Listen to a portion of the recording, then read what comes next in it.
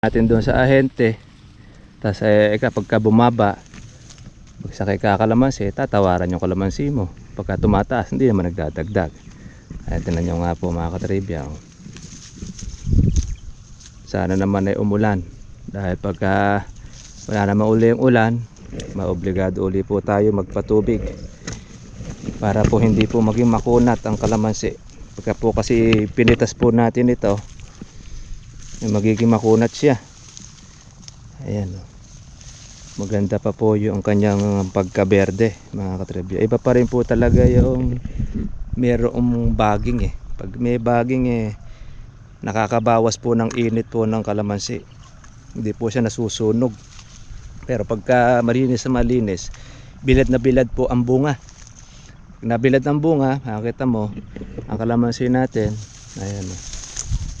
Susunog na po siya ng araw.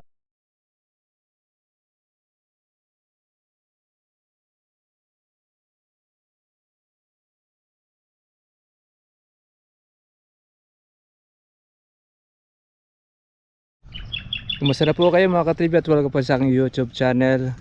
Ngayon po hapon ay dito po tayo muli sa ating kalamansi. Ito po yung ating alaga. Sandamakmak na naman po mga katribya po yung bulaklak na lumabas mula po noong ating tinubigan. Lahat muli ng dulo mayroon naman po siya mga sunong-sunong na bulaklak. Gano po kasi pag pumulaklak ang kalamansi, lalo na po itong sa tindi ng init. Ayan grabe.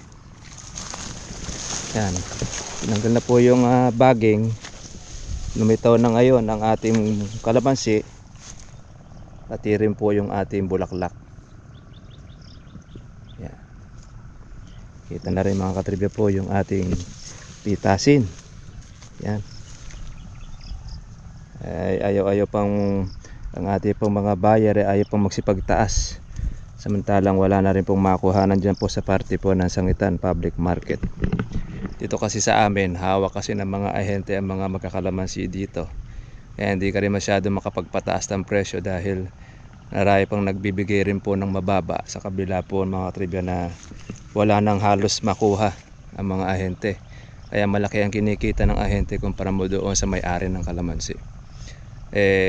Tayo po mga katribya, siyempre bibigyan natin doong kalamansi natin doon po sa mas mataas kumuha, tsaka yung magaling pong magbayad. Baka mamaya yung kalamansi natin bibigyan natin doon sa ahente, tapos kapag bumaba, pagsakay ka kalamansi, tatawaran yung kalamansi mo. Pagka tumataas, hindi naman nagdadagdag.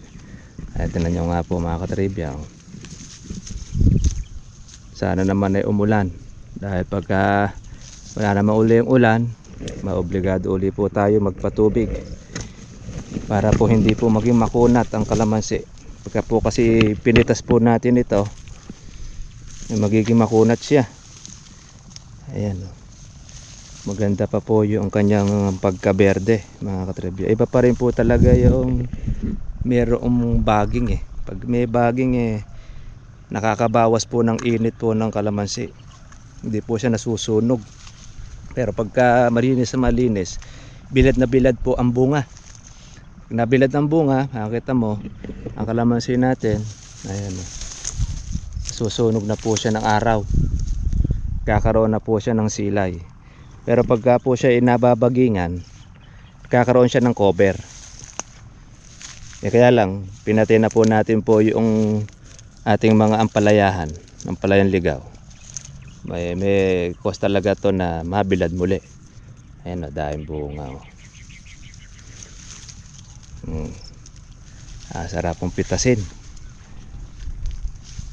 Kaya yung ating ampalayahan patay na dahil isang araw pa natin ito ginitlingan o yung tinanggal. Hindi man natin tinanggal po yung pinaka cover ito dahil meron kasi mga bulaklak.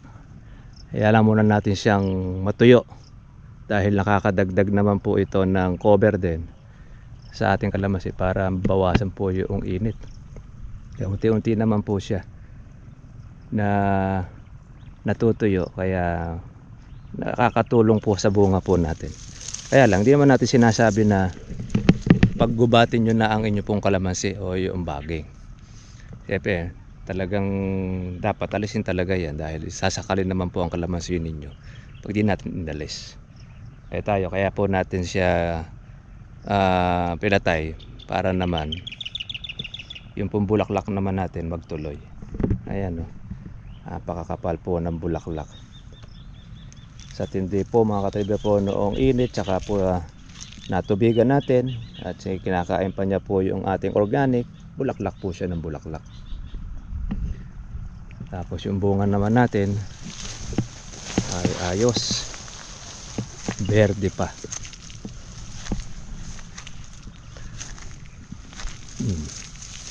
Meron tayo mga hindi natanggal na baging. Uli, ayan. Atake lang naman natin siya, tanggal na. Kung nasaan po yung pinakapuno niya, yun ang ating puputulin. Tanggal na yung kanyang cover. Anong kapal ng bulaklak. Yung bulaklak po na yan, panahon na po siya ng tagmura. Maalagaan na po ng ulan, kaya di na po tayo nag-i-spray ng ating kalamansi.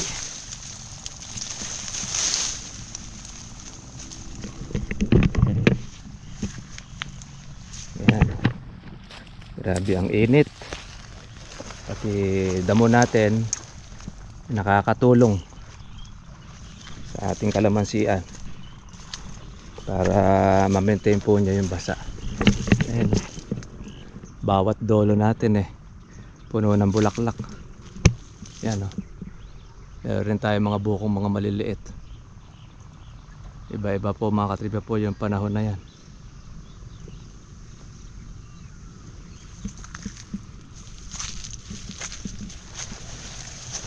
Ito yung ating 3 taong kalamansi.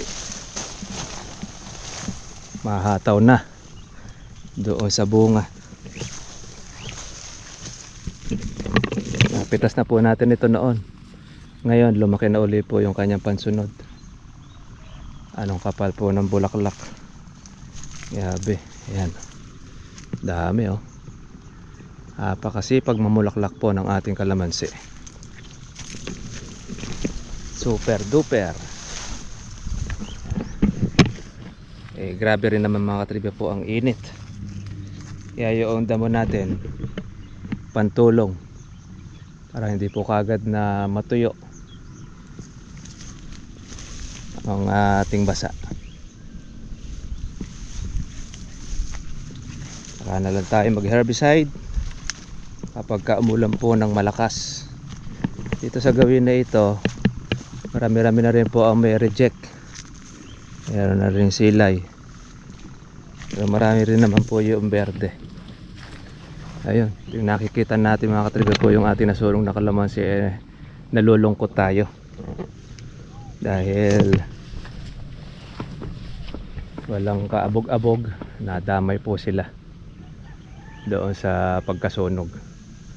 Ayun na nangyari. Pati kawayan sunog. Ngayon mayroong tayong subscriber sasabi na tubigan para ka magsupang. Bagay, pwede rin naman po yun dahil pagka hindi naman pag tumubo po uli po yung kanya mga usbong, sabihin buhay siya, makaka-recover. Yan, dahil pong bulaklak. Grabe ang ating kalamansi, marami pang bulaklak nya.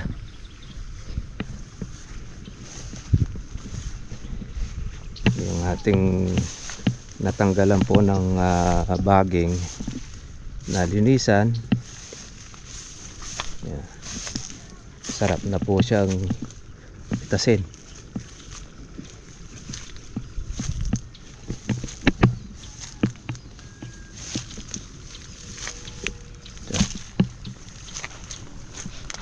Nakakatuwa naman. At sa kabila po nung nangyari sa atin tuloy-tuloy lang. Ang panghihinaan ng loob. Natural lang talaga yan. So okay. Kaya yan ang nagpapatanggal po ng pagod sa atin mga katribya. Yung ating kalamansi na makita pong marami po siyang bunga, tapos meron pong presyo kahit na nasunog ng sino mang pilato, mabawi naman po tayo sa bunga po niya. Ayan, no? Yung mais din ito mukhang natamaan din nata ng uod. Yung mais hindi masyado naapektuhan. Kung maabot sa mais na nalaga. Pero talaga itong ating kalamansi talagang natali. Ganda pa naman ng bulas ng kalamansi natin at marami pong bunga.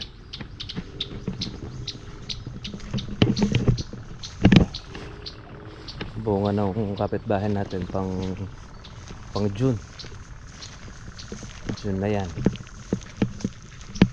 Ilang attempt na itong nagpabulaklak, nagpabunga, ngayon pa lang halos nagtuloy. Pero marami rin pong mga nalaglag, marami rin pong nasira. Sa atin tinyos din naman po itong ating pag-aalaga, kaya diretso rin naman po yung kanyang pagbulaklak, pati na rin po yung pagbunga.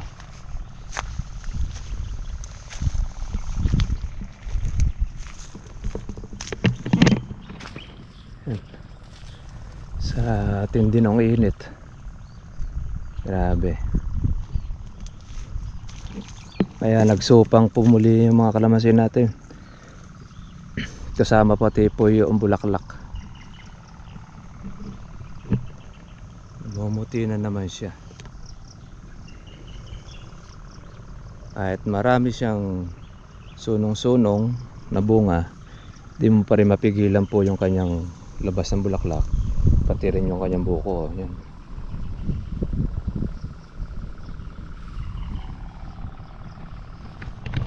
Yan. Advice po natin sa ating mga katribya, hindi na po kayo mag-spray ng kalamansi o ng bulaklak sa tindi po ng init. Baka pumaluto pa yung inyong kalamansi. Dahil lang, lalo na kung matapang po ang gamot na inyong ginagamit, delikado. Kaya kami, di na po tayo nag-i-spray ng ating kalamansi ngayon pong buwan po ng Mayo, dahil experience na po natin yan. Yung marami pong nagiging bulaklak ngayon ay halos nagtutuloy naman. May masira man siya ay minimal, konti. Kumpara sa nagtutuloy, mas marami po yung tutuloy dahil naalagaan na po siya ng ulanan. Ngayon medyo mainit talaga po ang panahon dahil nasa part pa rin po tayo ng El Nino. Bagamat meron doon papasok doon na bagyo, kaya lang di pa natin siya mararamdaman po ngayon. Kaya inom lang tayo lagi ng inom ng ating tubig para hindi tayo ma-dehydrate. Iba po kasi talaga panahon, kaya kahit bata po ngayon nai-stroke. Dati-rate mga may edad lang po yung nai-stroke. Ngayon kahit bata man nai-stroke na rin. Naka-prone kasi dahil doon sa mga kinakain din natin. Wala na rin halos exercise, karamihan po ay mga gadget. Yan. Kaya konting lakad lang, konting takbo, hinihinga. Kaya tayo naman regular naman tayong kailangan na mag-exercise, dahil pag hindi po tayo mag-exercise, lumalaki rin po yung ating katawan, bumibigat, ika nga. Yung kapitbahay o yung kalapit bakod, mga napitas na po ang mga bunga nila. Yan. Tapos na po sila. Etong kalananay, napitas na rin ito sa 1.6. Ganyan, swerte pa rin yan dahil 1.6 ang presyo. Meron pa siyang 2 lugar na marami na hindi pa napipitas yung matandang puno. Ito pa yung kanyang nakaina. Tayo, dalawang lugar pa yung ating pipitasin. Malalaman natin bukas pero pag malakas ang isang buyer na makukuha sa isang pitasan, pwede na po natin ibigay. Kaya lang ang problema naman po sa ng mga buyer, konti-konti lang yung iba, di kagaya ng talagang, kasi ngayon ang marami yung pong mga hinog, mga reject, yung mga kasabayan po nito.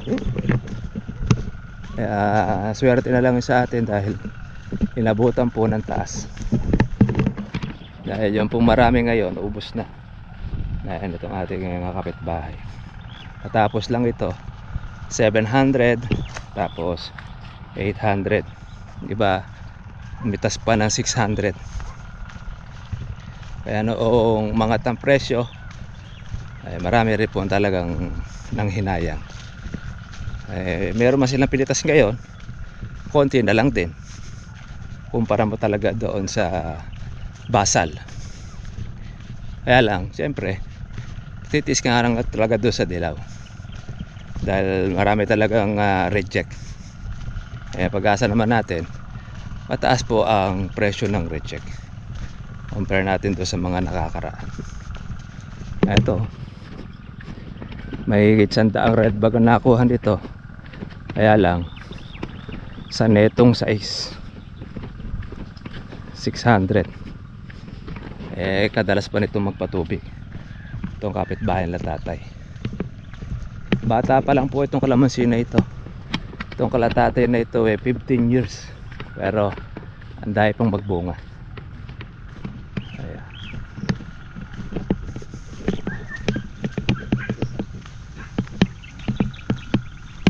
Ayan na po yung ating yung grills ng ating bahay, ating bintana. Paano mga katribya, gaya po ng dati, hanggang dito na lang po ang ating pong vlog. Kita-kita lang po tayo po bukas para sa susunod po natin vlog at malalaman po natin kung matutuloy tayo sa ating pong papitas. God bless po sa inyo lahat. Bye bye.